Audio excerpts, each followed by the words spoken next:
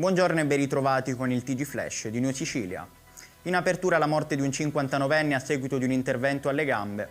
3 medici dell'ospedale San Giovanni di Dio di Agrigento sono indagati per omicidio colposo e morte colposa.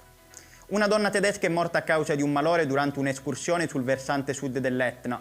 Vani i tentativi di rianimazione anche da parte del marito medico. Non solo sbarchi a Lampedusa nelle ultime ore, un gruppo di migranti ha danneggiato alcune auto e tentato un furto, dunque vi è preoccupazione tra gli abitanti. Sono 4 i feriti a seguito dei 2 incidenti avvenuti nel Catanese, uno lungo la tangenziale e l'altro sulla strada statale 121 a Belpasso. 2 giovani si trovano in prognosi riservata.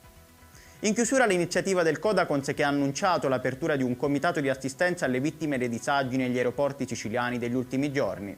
Sono tanti i passeggeri che stanno riscontrando problemi a causa della chiusura del Terminal A di Fontanarossa. Ed è tutto per questa edizione, il prossimo appuntamento sarà questo pomeriggio alle 19:30.